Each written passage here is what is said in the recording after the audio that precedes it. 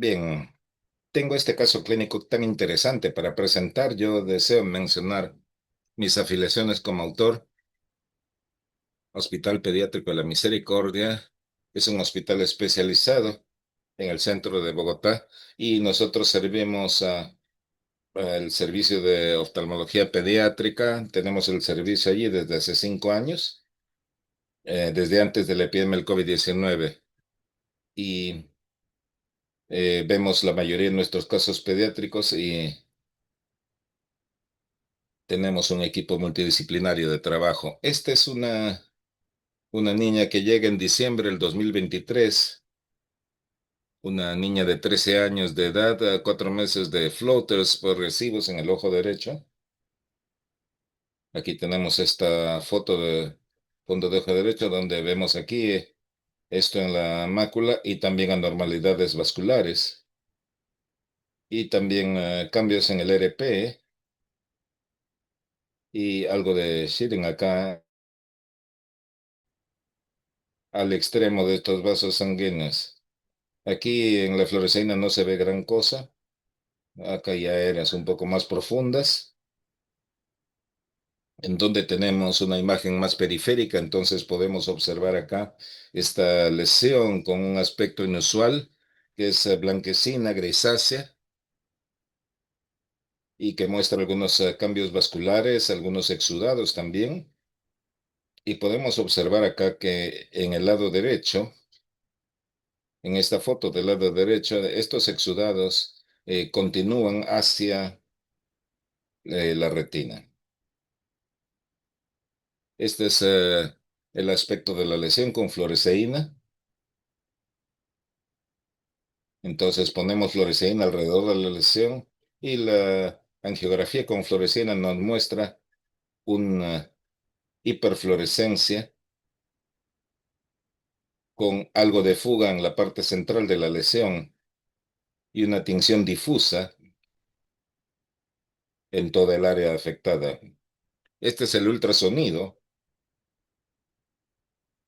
donde vemos esta masa en forma de domo con refractividad interna elevada y podemos ver aquí que hay algo de brillo, restos del vítreo en estas membranas celulares que se están formando en el tejido vítreo. Y con esto entonces, con estas fotografías y el examen es referida esta niña a nuestro servicio planteándose un diagnóstico diferencial y el diagnóstico de referencia fue un tumor vasoproliferativo retiniano. Se preguntaban si era infeccioso, pensando en toxoplasmosis, citomegalovirus, aún con esas posibles diagnósticos, la presencia de vasculitis, enfermedad de Coates y la última posibilidad retinoblastoma. Y tomó un tiempo entonces para que le veamos, las cosas cambiaron un poquito, la agudeza visual era 20/20, pero había más. Los hallazgos del Floater se mostraron aquí hemorragia en el vítreo que ocupaba parte de la mácula y algo de condensación del vítreo y flotando justo por debajo aquí en la hemorragia un área de exudación en la parte inferior de la retina. Decidimos llevarla entonces a sala de examen para hacer la evaluación bajo anestesia y en la periferia se encontró esta lesión que era completamente diferente a lo que habíamos visto en las imágenes previas. Aquí vemos esta masa blanquecina con este borramiento de todas las características vasculares y vemos los exudados alrededor de los vasos sanguíneos y también encontramos estas porciones de vitro alrededor de la lesión. Todos estos hallazgos confirmamos acá el diagnóstico de retinoblastoma unilateral del grupo C. El trabajo sistémico fue negativo para la extensión retrocular y se optó por tratamiento conservador, quimioterapia con dos medicaciones, melfalán y topotecan. Esta fue la respuesta inicial después del primer ciclo de IAC. Hay una reducción en la hemorragia del vítreo y también este compromiso del vitrio que habíamos visto en la foto anterior se había disminuido un poco. Estaba un poco, sin embargo, estaba un poco más denso. Y el último cambio que hemos observado acá, un poco de aplanamiento de la parte posterior, del ángulo en la parte posterior. Vamos a sacar las estructuras vasculares de la retina y estas SIDS del vitrio se habían reducido notablemente. Completó 3 ciclos de IAC y TTT con consolidación en la terapia, la cual nos llevó entonces a completar, se resolvió la hemorragia y la exudación del vitrio.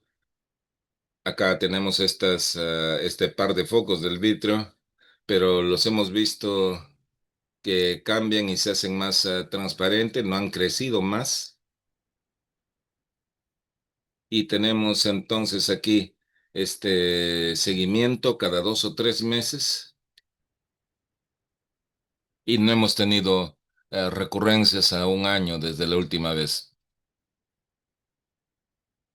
Este es un caso de enseñanza muy bueno que nos muestra un caso único, muy particular. Esto ya ha sido reportado y descrito y nosotros vemos aquí diferentes estadios de este comportamiento. Inicialmente tenemos el foco que muestra una masa que realmente es atípica contra cualquier cosa que pudiéramos haber podido adivinar, si se quiere. Y cuando vimos las fotos, primero no estábamos realmente convencidos que fuera un retinoblastoma y tiene características que podrían ser compatibles, pero hay otras características que no eran consistentes con ello. Y al verla unos meses más tarde, cuando hicimos nuestro primer examen, entonces el diagnóstico ya fue bastante directo de hacer. Entonces se tomó la decisión para el tratamiento. El retinoblastoma en niños mayores es una condición inusual. Tiene una presentación atípica de condiciones inflamatorias en el ojo. Eso es lo usual. Usualmente se pasa por alto el diagnóstico. Una biopsia en líquido puede ser de utilidad. Eh, Aquí tenemos opciones en estas condiciones y la idea es evitar la vitrectomía. Estas semillas o estas masas de vitrio son típicas en este retinoblastoma y no debieran confundirse con vitrio o con alguna otra condición inflamatoria. Hemos tenido los últimos resultados. Este es mi equipo. Finalmente, el doctor Longi, oftalmólogo pediatra, y está trabajando también con nuestros colegas de oncología ocular. Y aquí tenemos esta. Entonces, hay artículos muy interesantes por la doctora Carroll que ha atención a estos pacientes. Muchas gracias por vuestra atención.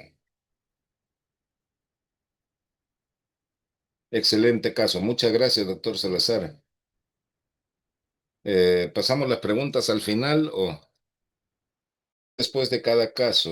Tenemos algo de tiempo. Bien, bien. ¿Quieren que siga con la introducción entonces? ¿Algún comentario? Quizás hacerlos ahora. ¿Puedo hacer un comentario? Lo que es realmente inusual acerca de su caso es que esta paciente tenía exudación. No solemos ver exudación. Si vemos exudación, entonces es improbable que sea retinoblastoma. Pero ahora, viendo su caso, yo creo que tenemos 1 o 2 casos a lo largo de los años y sé del caso que Ruda tuvo en Japón, una niña que llegó con una retinopatía aguda. Y cuando escuchamos que esto eh, podría ser, no se tenía clara debido a la exudación a distancia prolongada, una masa amarillenta con hemorragias y con los vasos sanguíneos allí a flor de piel. Cuando nosotros vimos esta paciente con estas semillas del vitrio y entonces tomó este aspecto, ¿no? Entonces, claro, cuando me llamaron para verla ya fue relativamente fácil, pero estoy contento de no haberla visto antes cuando el diagnóstico fue todo un problema. La presencia de SIDS puede ayudarnos con el diagnóstico y estas SIDS no se permiten, entonces no se comportan, entonces no iríamos necesariamente a la quimio. Sony y su equipo fueron una comparación de Melphalan contra Topotecan y ellos encontraron que eran igualmente efectivos, pero por cierto, Melphalan trae más complicaciones, entonces tendemos a utilizar más Topotecan ahora. Todas las veces que lo veo, habría que inyectarla y tratarla, hay estos floaters ahí, pero si se comporta bien, entonces del hecho de saber bien y que no hay mayores quejas o complicaciones, entonces estamos por un buen camino. Ustedes han hecho un estudio sobre genética de retinoblastoma. Lo analizaron desde el punto de vista de la genética.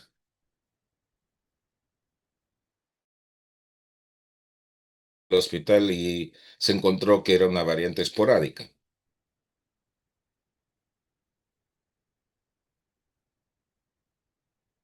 En Brasil tenemos más pigmentación y tenemos menos complicaciones. Ahí tenemos esta retinopatía en forma de sal y pimiento, en disposición de sal y pimienta. Y algunos prefieren topotecan. Tenemos hasta 90 y 100 microgramos sin mayores y van bien. Al igual que Luis acá en Argentina, ha cambiado la quimioterapia a topotecan para evitar las complicaciones. Tengo curiosidad por saber s- la localización del tumor puede ayudarnos en el diagnóstico diferencial, tratando de tumores proliferativos que pueden ocurrir en cualquier parte, pero tienden a ser más comunes en la parte inferior, si es que no estoy equivocada. Entonces, me pregunto si esto juega un papel, si la localización va a tener influencia, en todo caso, en la modalidad de tratamiento que se va a implementar y si es algo a lo cual tuviéramos que prestarle atención. Yo creo que usted está en lo cierto. DPT tiene a ser ínfero y en una niña de 14 años usted no vería un BPT tan grande. Y yo repetiría el ultrasonido porque yo creo que puede habérseles pasado, pero el ultrasonado no mostró la presencia de calcio. Usted está en lo cierto. Cuando vemos retinopatía exudativa, lo primero que usted piensa es BPT.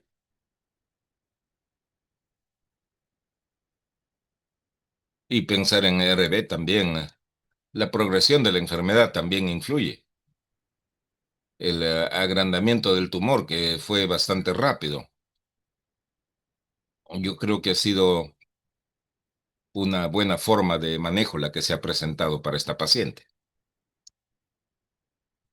Bien, escribir en todo caso sus preguntas en el chat. Ahora,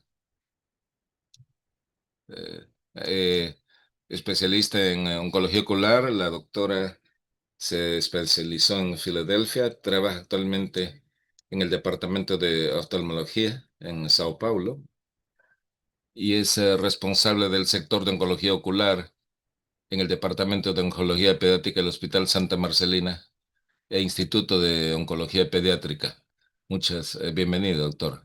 Muchas gracias por su invitación. Voy a presentarles un caso.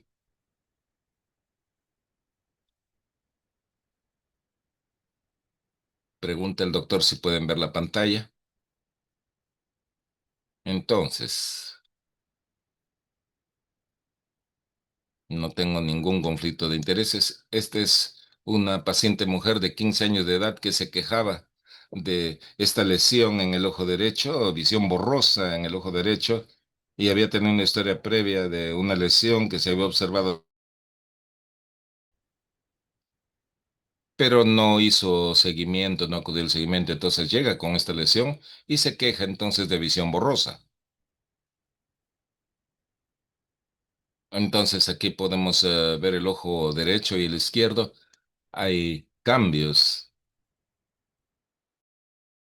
En el ojo derecho fue 20/40, en el ojo izquierdo 20/20, presión un poco elevada en el derecho y 10 milímetros de mercurio en el izquierdo.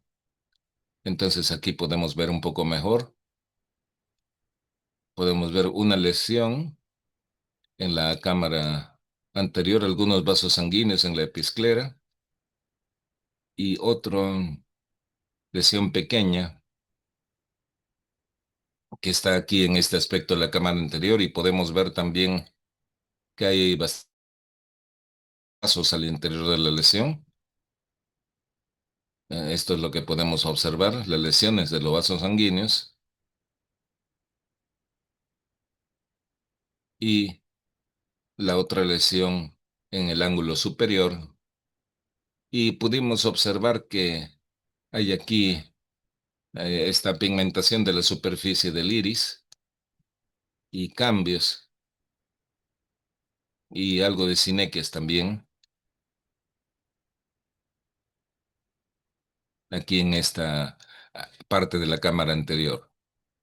Entonces, la oftalmoscopía fue normal, entonces vimos en el VM, entonces pudimos observar que era una lesión que estaba creciendo, eh, rodeando toda la circunferencia del ojo y haciendo algo de engrosamiento en la periferia de la coroides. Y con la VM pudimos ver aquí el cuerpo ciliar, el ángulo, y aquí la lesión en el área temporal, discontinuando aquí el engrosamiento del cuerpo ciliar. Y también pudimos observar que el iris estaba afectado en algunas partes de la cámara anterior. Aquí pudimos verla acá, y hay algo de engrosamiento en este ángulo. Y pedimos el ultrasonido para ver una mayor y mejor definición del tumor. E ingresamos aquí al interior de la lesión en sí. La resonancia mostró un engrosamiento o más captación con gadolinio y este engrosamiento de esta área. No pusimos, pero pudimos ver restricción de la difusión, esto en el examen especializado. Entonces, podemos discutir acerca de qué hacer, cuál es el diagnóstico diferencial para esta paciente, o si continuamos, cuál es el parecer de vosotros. ¿Vio alguna MBI? No, nada. El glaucoma era porque tenía el ángulo con la pigmentación y sinequias.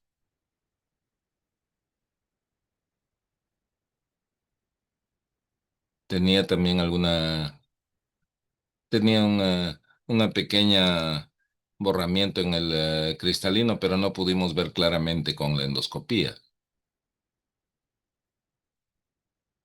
Entonces, su VM sugería que esta lesión surgió en el cuerpo ciliar, pero no en el epitelio pigmentario, porque el epitelio pigmentario parece ser empujado hacia abajo. Pero hay más del tumor que ella presentaba en esta área del cuerpo ciliar, donde se sospechaba entonces que la lesión habría comenzado a este nivel en el cuerpo ciliar.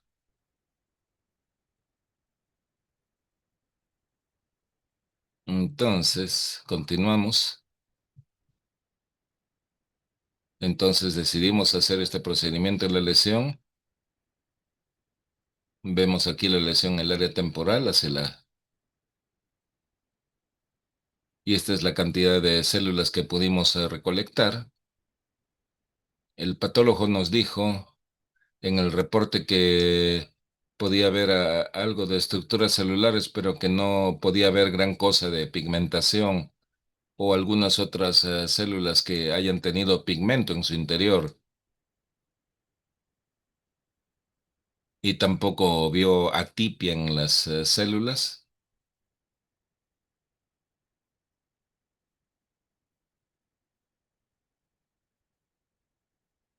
Las células fueron negativas para S100,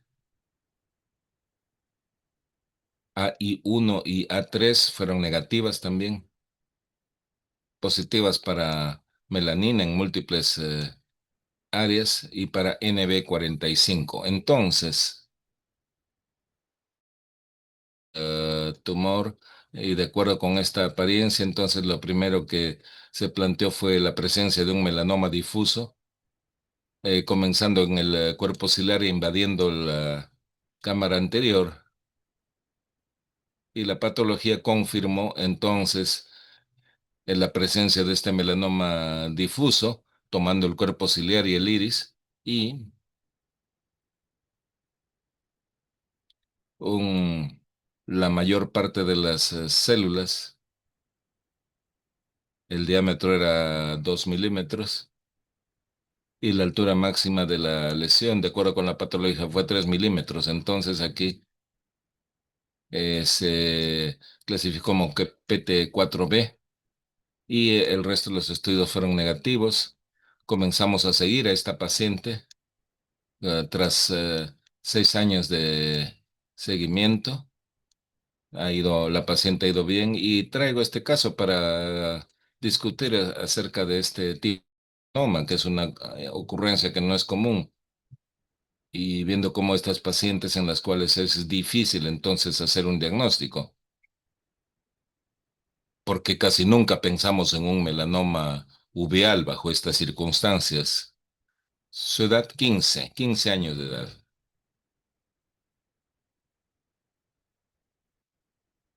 Tuvimos una niña de 12 o 13 en Chicago. Nos la enviaron y tenía como un engrosamiento de 8 a 9 milímetros, un melanoma del cuerpo ciliar con un desprendimiento de retina. Y lo que necesitamos fue una resonancia que mostró captación y esto fue toda una sorpresa con gadolinio. Ocurre en la gente joven. Se hicieron pruebas genéticas para esta paciente. Tratamos, pero la familia no quería.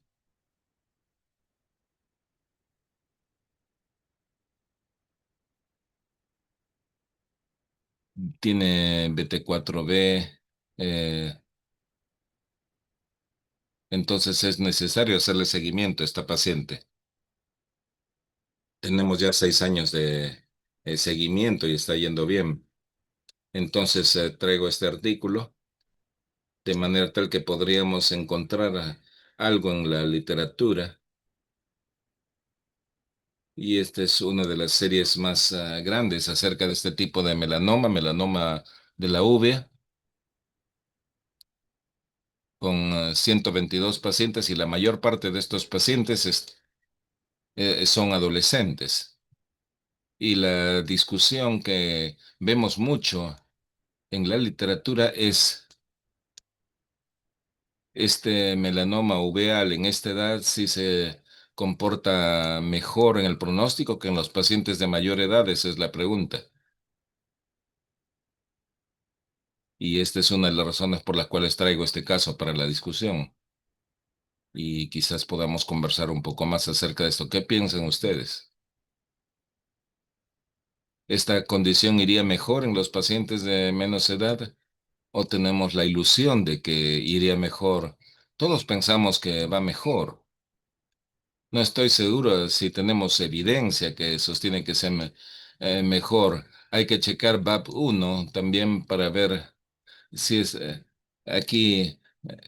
Tenía melanocitosis, pero como respuesta a su pregunta, ¿es mejor o no es mejor en estos pacientes jóvenes? Nuevamente, usted quisiera pensar que es mejor, pero no creo que haya series a gran escala para mirar los factores genéticos en estos pacientes. ¿Es la edad o es la genética entonces la que hace la diferencia para una evolución favorable en estos pacientes? Una cosa que nosotros sabemos es que tanto mayor es la persona, la probabilidad que tenga tumores más grandes, tumores del cuerpo ciliar, múltiples mutaciones genéticas en el tumor. Entonces la gente mayor tiende a tener tumores más grandes que la gente joven. La gente joven tiende a tener más tumores en el iris, que son de menor grado. Quisiera tener una buena respuesta para usted. Babat Mesumen hizo un estudio colaborativo muy importante acerca de los melanomas uveales en los niños y yo creo que lo que él encontró era que no necesariamente la evolución era más favorable en estos chicos. Traté de encontrar algo más. Tiene melanocitosis sacral, la familia no tiene cánceres, no hay melanomas en la familia, no hicimos pruebas para los genes y no hemos podido encontrar nada adicional en su historia o en una historia familiar que nos lleve a pensar en esta posibilidad de melanoma.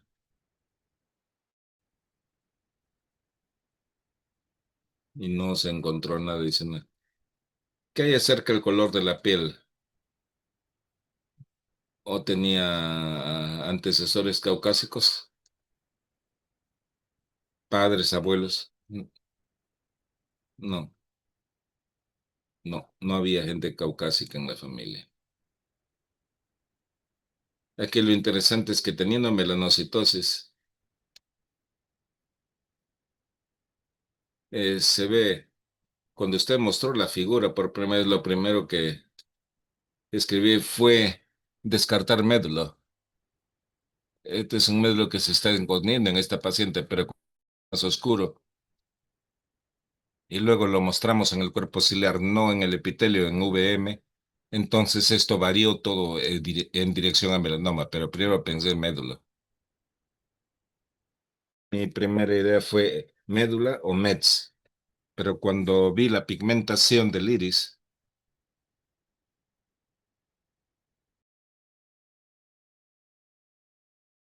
melanoma, se hizo lo correcto, porque en ese ángulo usted presume que el ángulo todavía tiene tumor, ya que está como la una tiene PAS a las 6, entonces debe estar sembrado en todas partes.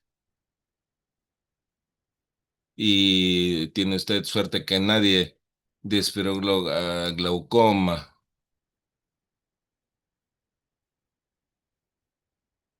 Es donde usted tiene que hablar de glaucoma. Muéstrele esto a la gente de glaucoma. Y dije, no les ponga, envíen el paciente a mí para asegurarnos. Usted debe hacerles el VM en estos casos.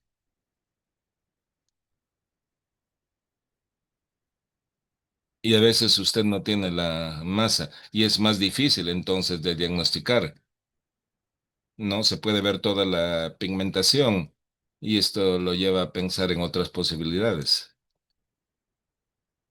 sobre todo si está detrás del iris. Y nosotros en chicos vamos a hacer operaciones para hacer el VM, para tener realmente un buen, hacemos a las 12 3 6 9 de manera tal que tenemos toda la extensión de lo que se está viendo a este nivel. Pero la resonancia también es muy buena en estos casos.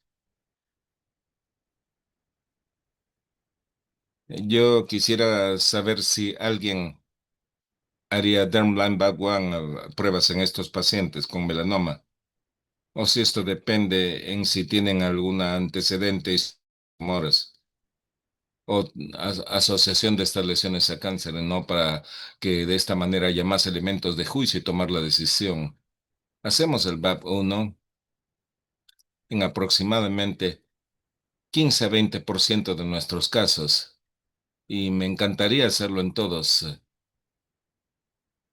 A veces lo han hecho hasta en 500 consecutivos y han encontrado esta mutación en la línea germinal positiva en un 3 a 4% de los casos.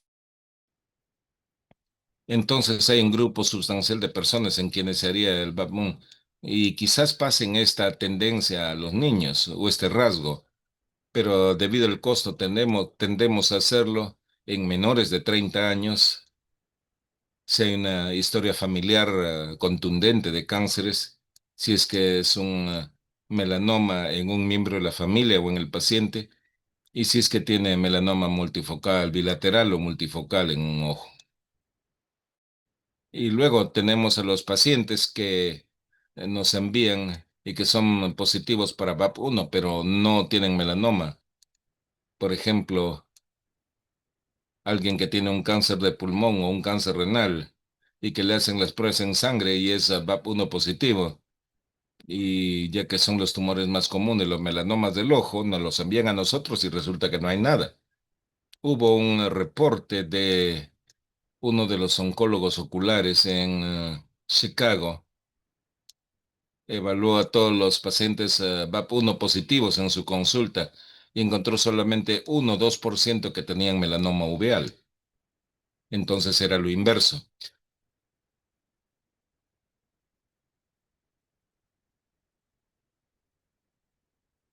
Randy Baum, él hizo un estudio muy bueno. Él lo presentó en la reunión Pre-Academy de Oncología Ocular. Yo no creo que lo haya publicado, pero es una buena observación. ¿Y cada qué tiempo recomendaría hacer el tamizaje para estos pacientes, fondo de ojo, si son VAP1 positivos, pero sin lesiones en los ojos? Le decimos 2 veces por año, uno con nosotros, un control con nosotros y otro con su médico local.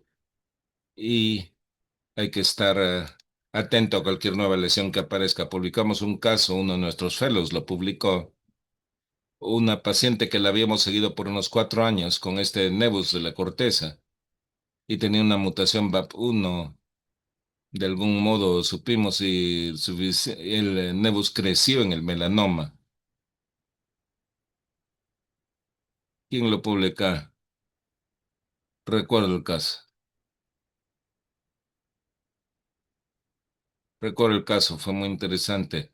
Lo mismo pasa con la melanocitosis. Si tiene usted un paciente con melanocitosis y si tiene cualquier lesión en el ojo, obsérvela con cuidado y haga la autofluorescencia para ver si es que hay algo más de fluido allí. Usted hace esto de rutina en estos pacientes VAP1 positivos con estas lesiones, hacer el VM para ver si es que está escondiéndose allí. Hacemos lo mismo con melanocitosis. Miramos el VM. ¿Qué pasa cuando no hay las máquinas disponibles? Y esto es lo mismo con las melanocitosis. No queremos pasarnos de largo un melanoma del grupo ciliar en estos pacientes con melanocitosis, por cierto. Y también la importancia de la autofluorescencia, ya que podría ser eh, más difícil de explorar. La autofluorescencia es buena para el pigmento naranja, pero también es buena para decirle la magnitud de la extensión, ya que tiene usted esta marca de agua y usted puede ver aquí toda la extensión del fluido. Siempre le muestro a todos los pacientes de manera tal que entiendan qué tan activa es la lesión. Tenemos médicos en la emergencia que están a la búsqueda de esto y muestran la autofluorescencia y miren, está alrededor del tumor. El tumor no es tan grande, pero tiene bastante fluido y eso muestra que está activo.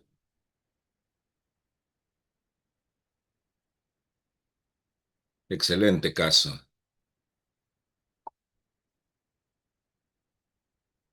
Muchas gracias. Excelente caso. Ahora vamos a darle la bienvenida al doctor Benvenuto, o- oftalmólogo especialista en oncología ocular. Trabaja en el Hospital Carrahan en Buenos Aires. Investiga en retinoblastoma, leucemia y OCT. Eh,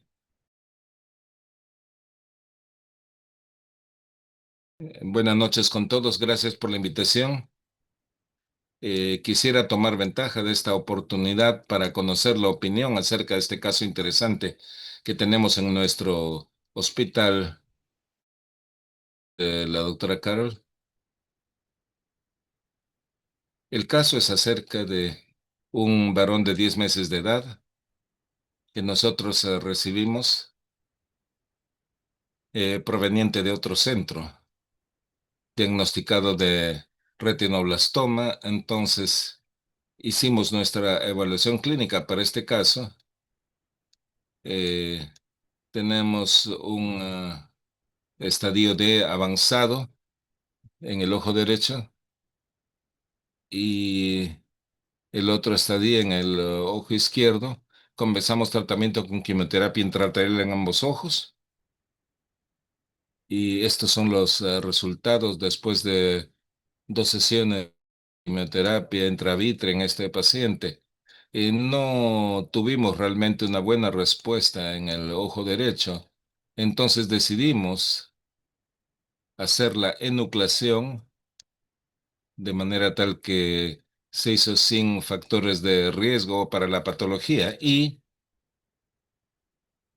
luego el ojo izquierdo tuvo una buena respuesta al tratamiento.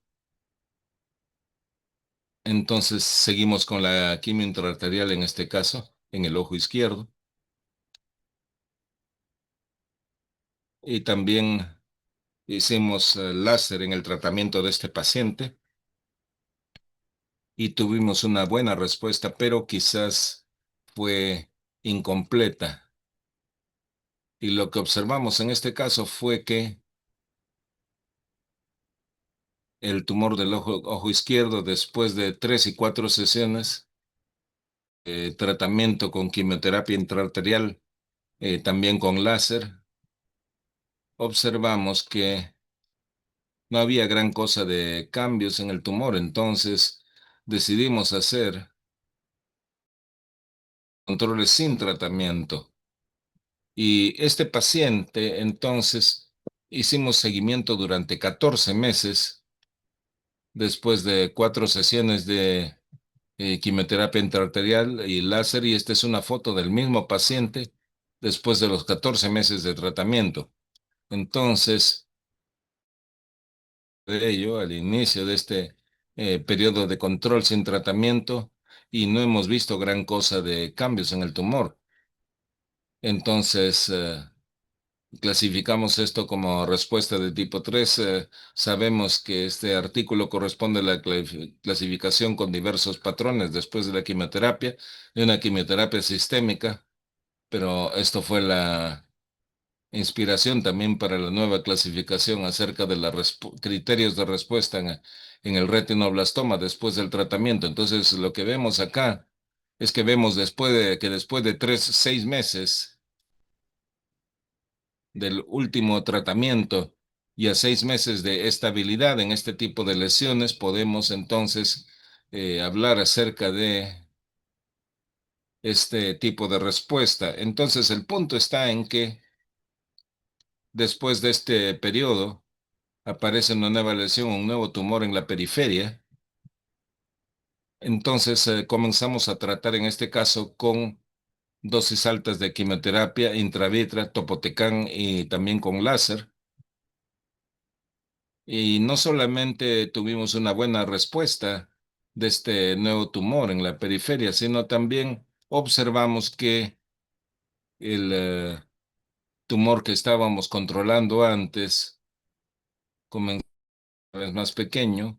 Entonces, comenzamos nuevamente tratando este tumor con más láser y después de 3 dosis de topotecan en dosis altas intravítrea y con láser no solamente controlamos estas nuevas lesiones, sino que también pudimos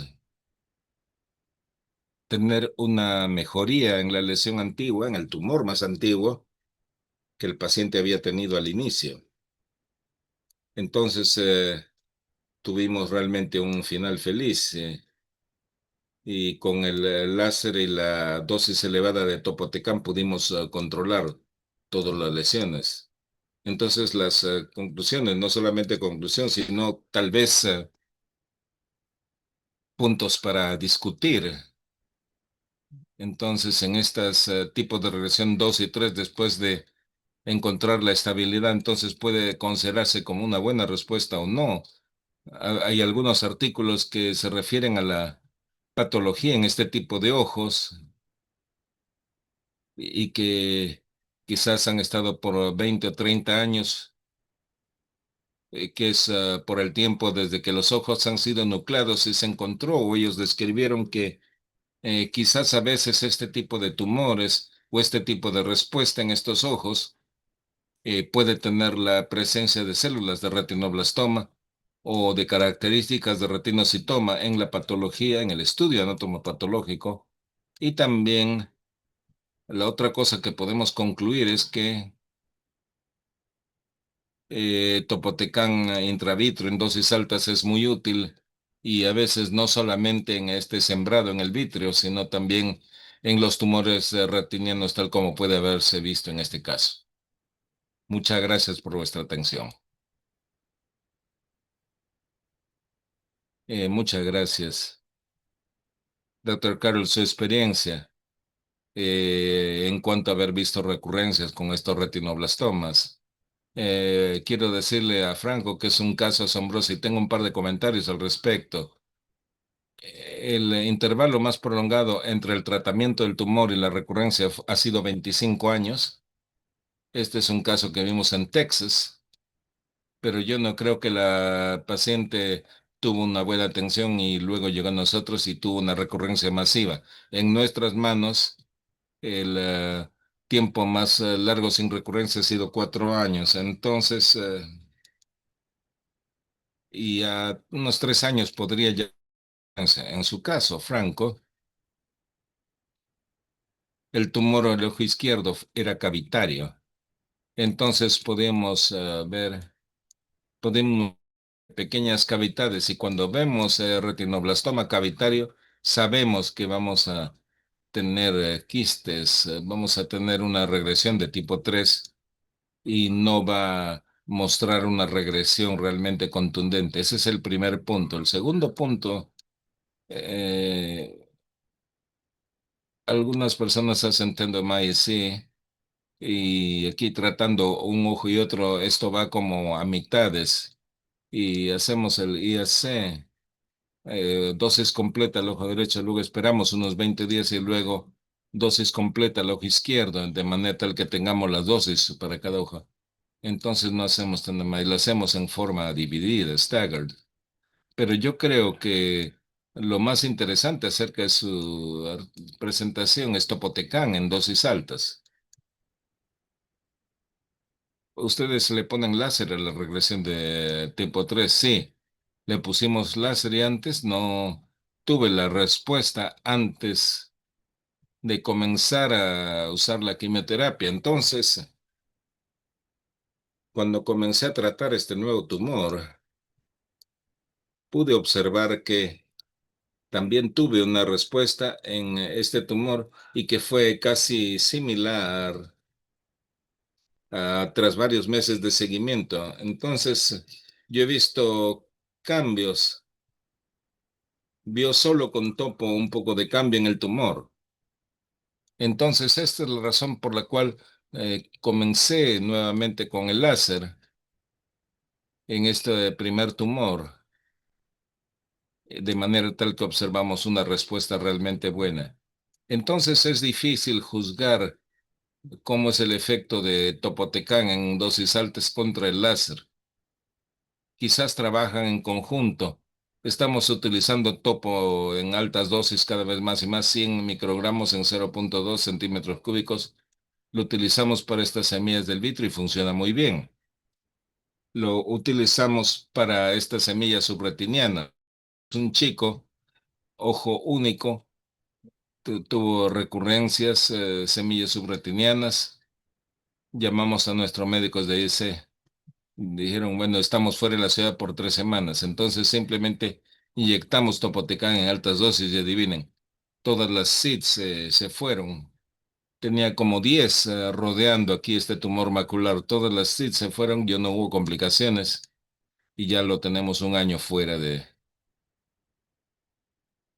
y no mandamos nada de láser si es que solamente con topo. Yo quisiera compartir que para nosotros nos ha sucedido casi lo mismo. Tuvimos acá un grupo de WhatsApp en el hospital. eh, entonces, hoy día es mi día y los neurocirujanos me preguntan cuántos pacientes tiene para quimio intraarterial los viernes. Y nos sucedió entonces que estamos comenzando a tener tres quimios intraarteriales desde que cambiamos la dosis con quimioterapia. Yo quisiera comentar también, hemos estado utilizando Topotecam para las recurrencias solitarias, algunos sin láser y otros con láser también, y la respuesta es muy buena. Aún cuando no hay láser, a veces usted puede ver la respuesta total de los tumores sólidos. Entonces es bueno que se pruebe con esto si tenemos la posibilidad de recurrencias o si no hay la posibilidad de tratarlo o en conjunto con láser y Topotecan. En un mes o dos desaparece la recurrencia. Se ve muy bien. El láser que usted utiliza es infrarrojo. Utilizo ambos diodos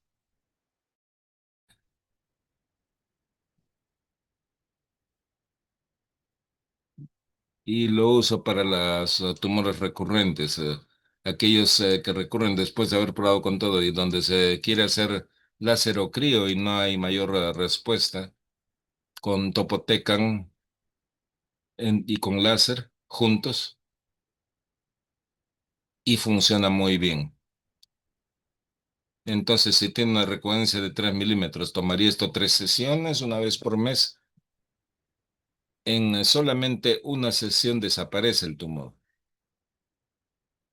Bueno, estamos encontrando cosas nuevas, ¿cierto? Y algo acerca de los tumores cavitarios. A veces utilizo la resonancia, debido a que en la resonancia usted puede ver los cambios en la magnitud del realce y en la magnitud de la difusión de la restricción. Al inicio tiene mucha difusión de la restricción, el tumor está activo y después de la quimio, usted va a observar una reducción de esta restricción de la difusión. Entonces hay una respuesta. Entonces, la resonancia nos puede ayudar con estos cambios en donde a veces no tenemos necesariamente hallazgos clínicos. Esa es una idea muy buena. Yo creo que el artículo se refiere a los hallazgos clínicos y también a los hallazgos en la ecografía, pero no en la resonancia. Entonces, quizás sería una buena idea pensar en ello. ¿Cuál es el proceso? Quiero hacerle preguntas a Frank. Pone el láser primero, luego le inyecta. ¿Cuál es la secuencia?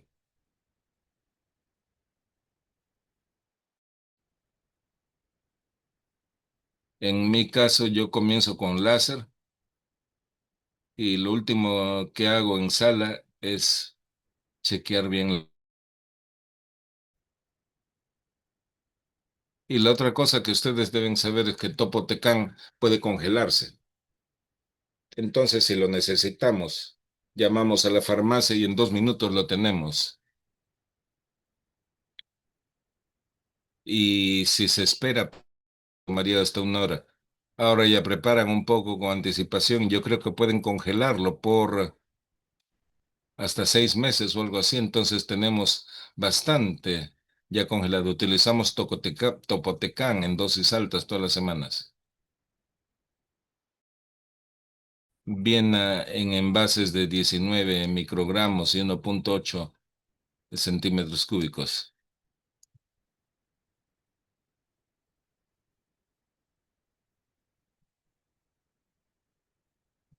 Tanto más agujas usted pone el ojo, tanto más riesgo.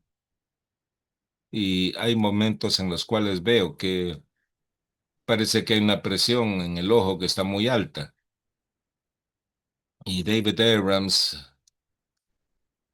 en el ISO en Goa presentó una serie de casos que ellos inyectaron 90 a 100 y dijo, ni una sola ocurrencia de destrucción de las arterias, obstrucción de la arteria central de la retina o de la vena central de la retina, nada.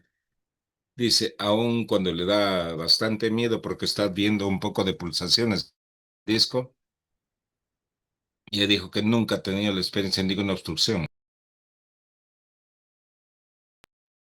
Entonces, que la idea es acomodarse, pero no va a haber mayores complicaciones. ¿Hay algo de reflujo? ¿Tiene experiencia en eso?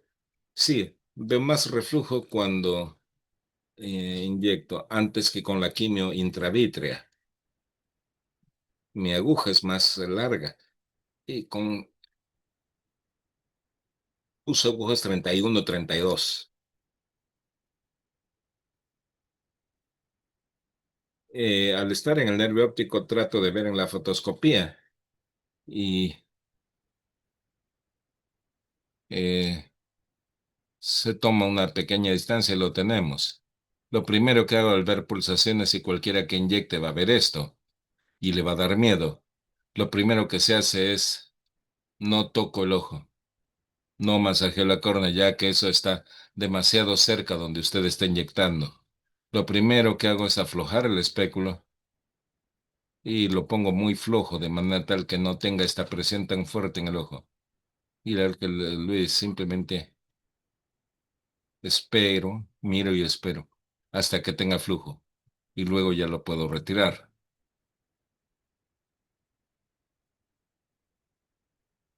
Si usted usa el filtro, usted puede ver a Topotecán en verde y puede ver hacia dónde va la droga al interior del ojo, dónde tiene el filtro azul. Esto es indirecto o con una linterna de luz azul, debido a que es fluorescente. Entonces usted puede determinar cuándo usted está empujando la droga y a veces puede tratar de dejarla leer cerca de la parte deseada del ojo. Y usted ve que la droga va a la cámara anterior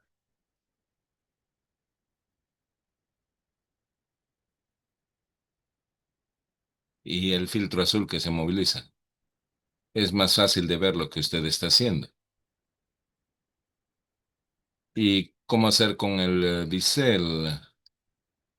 Si no hay necesidad después de inyectar y de ver con la oftalmoscopía indirecta. No hacemos esto después de la inyección de topo. Es que es un volumen bastante grande. Yo no creo que nadie pueda criticarlo por movilizar el ojo de esta manera. Parte de las razones es porque tiene melfalán difuso en todas partes y la otra parte es que no ha tenido un buen bolsillo de melfalán sentado en un solo lugar que pudiera afectar a la retina, pero no jugamos con el topo y siempre nos afectamos cuando retiramos la aguja. Y yo creo que vamos a ver cada vez más y más presentaciones y artículos acerca de todas las alternativas a Topotecán en dosis altas en el ojo, porque es muy bien tolerado. Hemos hecho como 70 inyecciones y no hemos visto ni una sola complicación. Hay una pregunta en el chat para usted. Usted comienza con 50. Cuando comenzamos con Topotecán, hicimos exactamente lo que estaba publicado. 90 microgramos y punto 18 metros cúbicos. Luego, eh, se hizo una serie. 100 puede ser, ustedes están utilizando 100 microgramos, pero ustedes pueden subir hasta 200 microgramos de Topotecán, pero nunca hemos llegado a esa altura. Entonces, la respuesta a la pregunta es, comenzamos con 100. Todos reciben 100 microgramos y en punto.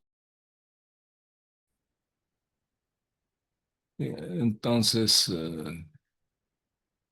y no es bueno hacer una aspiración cuando Se hace el lavado con betadine, la aguja para la herida, usted va como a las 5 y simplemente hay que ser muy cuidadoso. Y esto también responde la pregunta, ¿no? 100 centímetros es el volumen que se ha señalado. Creo que hay un par de preguntas adicionales.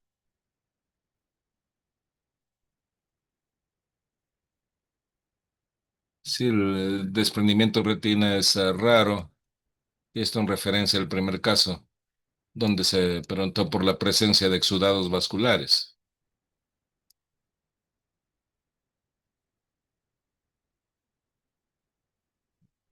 Doctor Salazar, yo creo que se han confundido porque se estaba hablando acerca de la exudación, el desprendimiento de retina. Realmente depende del tamaño del tumor y si hay un desprendimiento de retina grande, pero es inusual ver en estas lesiones un exudado duro como el que solemos observar en estos pacientes. Es una cosa que donde tenemos esta curva baja de dosis y pulso, tal como se hace en el béisbol. Y quizás, y pienso que cuando tenemos estos desprendimientos de retina grandes, vemos bastantes exudados cuando ocurre la regresión de este desprendimiento después del tratamiento. Esto por la quimio intraarterial o porque no quería usar la quimio más efectiva. Y si se pone una inyección en una retina que se ha desprendido, entonces esto es causa de problemas. Estamos en eh, riesgo de tener este sembrado subretiniano cuando se tienen las recurrencias.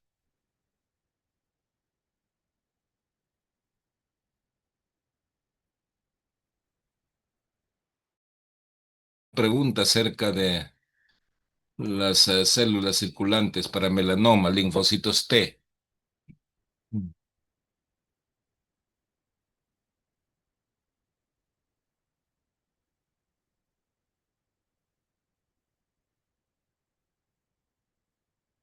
Yo creo se ha trabajado con el ADN del tumor circulante y el análisis de T-Ventofast. Trabajaron con ADN del tumor circulante y hasta tras el tratamiento y se mostró una reducción realmente contundente en el ADN del tumor circulante. M- Mientras y hubo los controles sin enfermedad metastásico. Yo creo que en el futuro vamos a pasar monitorizando melanoma y retinoblastoma, buscando ADN de tumores circulantes. Entonces, todavía estamos en fase de desarrollo en estos avances, pero estamos llegando o acercándonos por lo menos. Yo creo que Jesse y Jasmine están guiándonos por ese camino.